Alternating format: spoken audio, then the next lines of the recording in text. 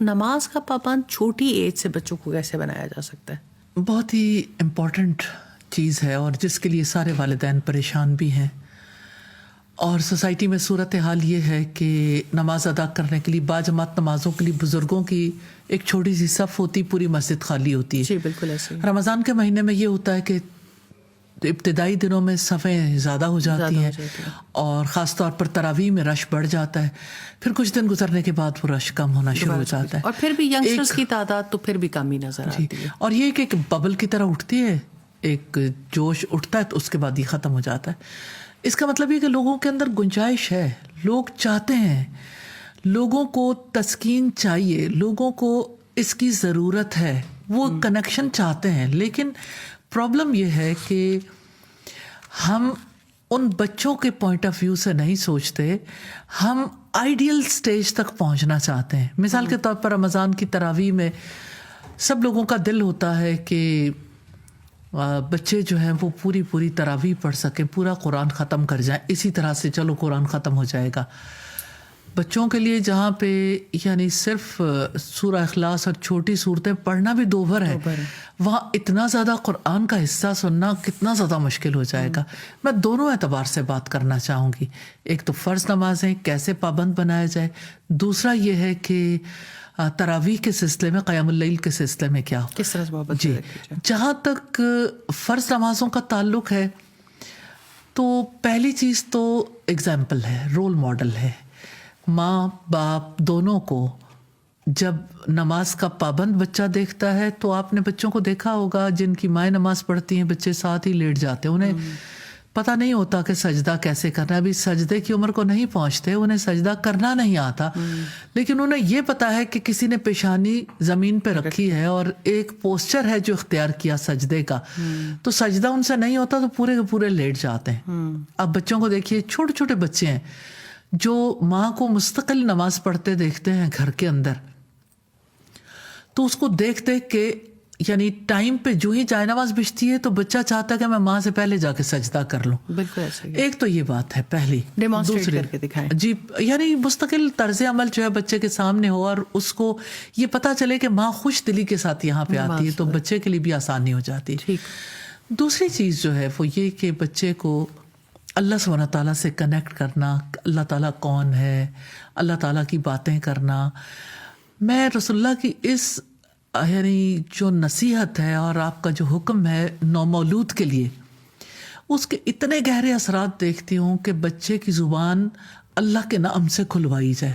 Really اس کا بڑا گہرا امپیکٹ ہوتا ہے. بالکل ایسے ہی. بچے جو ہیں ان کے بیک آف مائنڈ پہ اللہ سبحانہ تعالیٰ کا نام اچھے طریقے سے جم جاتا ہے، اور جو ہی اللہ کا نام آئے ان کی نظریں اور ان کے جیسچرز اور ان کی ہر چیز بدل جاتی ہے. میں نے خود ایسے بچوں پہ ایکسپیریمنٹ کیا ہے الحمدللہ کہ بچے کا دل اللہ سبحانہ تعالیٰ سے جڑ جاتا ہے، لاشعور میں وہ چیز چلی جاتی ہے، اور اللہ کا نام جہاں کہیں بھی آتا ہے ان کی کیفیت بالکل فرق ہوتی ہے.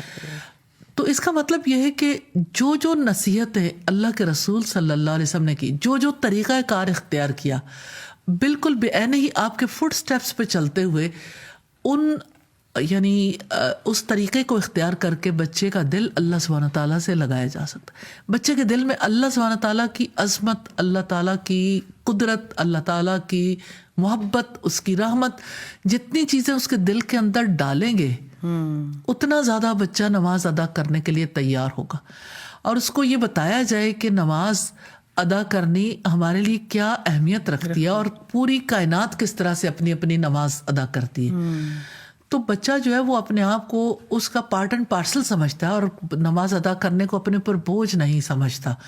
اور اس کے لیے نماز قبول کرنا 7 سال کی عمر میں نہیں، ابتدائی عمر میں ہی اس کے لیے یہ بالکل اس کے کردار کا حصہ بن جاتا ہے. اور پھر 7 سال کی عمر میں نماز کا حکم دینا، 10 سال کی عمر میں اسے بھرپور طریقے سے پابند بنانا تبھی ممکن ہوتا ہے جب آپ اس ذمہ داری کو قبول کرتے ہیں. اور بچوں کے لیے نماز کو یعنی زیادہ فیوریٹ بنانے کے لیے اس کے لیے اسے چیزیں ڈرا کر کے دینا. مثال کے طور پر جیسے بچے ڈرائنگ کرتے ہیں، کلر رنگ بھرتے ہیں، تو نمازیوں کو بنا کے دینا کہ نمازی کس طرح سے نماز ادا کرتے ہیں. مسجد کی تصویر بنانا، مسجد کو ڈرا کروانا. پھر اسی طرح سے نماز کے ڈفرینٹ پوسچرز کے اندر کلر کروانا، اور پھر یہ کہ اس کے اوپر انہیں اپریشیٹ کرنا، اور یہ کہ اب تک آپ کتنی چیزیں ہیں جس کو بالکل ایکوریٹلی کر چکے، اور پھر یہ کہ جس طرح کا آپ ڈرائنگ بنا کر دے رہے ہیں اسی طرح کا اس سے ایکٹ کروانا کہ یہاں پر تو آپ نے کلر بھر لیے، آپ ایسے کر کے دکھا دو، آپ یہ کر کے، پھر اس کے ساتھ یعنی ساؤنڈ کو ریلیٹ کرنا، پھر ورڈز کو، پھر ان ورڈز کے ٹرانسلیشن یا اس چیز کو انہیں سمجھانا، یہ ساری چیزیں جو ہیں گریجولی بچے کے اندر جاتی ہیں۔ یعنی 10 سال کا بچہ اگر بھرپور طریقے سے نماز ادا کرنے کے قابل ہوتا ہے تو آلموسٹ یعنی اگر دیکھیں تو ایک سال میں 365 دن ہوتے ہیں تو 3560 دن ہیں جس میں کام کرنا ہے، کام کرنے آپ سادگی سے اگر کہیں تو 3560 دن کام کریں گے، تو اور ماں باپ کے ذہن میں رہے گا تو پھر بچہ نمازی بن جائے گا۔ سادہ، لیکن دوسری طرف اب دیکھیں ٹین ایجرز ہیں، مائیں اس وقت زیادہ پریشان ہونا شروع ہوتی ہیں۔ میں نے دیکھا ہے کہ پہلے شاید وہ اتنی فکر نہیں کر رہی ہوتی جو اصل وقت ہوتا ہے۔ آپ نے بڑی خوبصورتی سے ایکسپلین کیا کہ اللہ تعالیٰ نے اتنے سارے دن دیے ہیں ٹریننگ کرنے کے لیے، وقت گزر گیا ہاتھ سے، اب ٹین ایج ہے، بچے اس وقت پہ زیادہ دنیا ایکسپلور کر رہے ہوتے ہیں، اپنی دوستیاں، اپنے معاملات، انڈیپینڈنس بھی آ رہی ہوتی ہے۔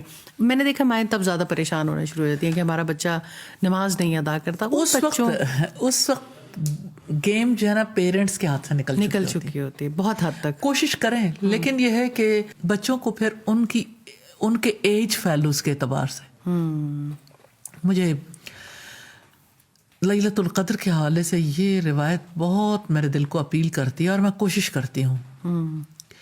ہمارے اسلاف میں سے ایک بزرگ تھے جو اپنے لیے سب سے زیادہ قیمتی دعا جو کیا کرتے تھے کہ یا اللہ مجھے اچھے دوست دے دے۔ بے شک، تو اپنے بچوں کے لیے دعا کرنی چاہیے کہ بچوں کو اللہ تعالیٰ اچھے دوست دے دے، لیکن اچھی دوستی کے لیے اچھے گروپ کے لیے ایفرٹ کرنی چاہیے۔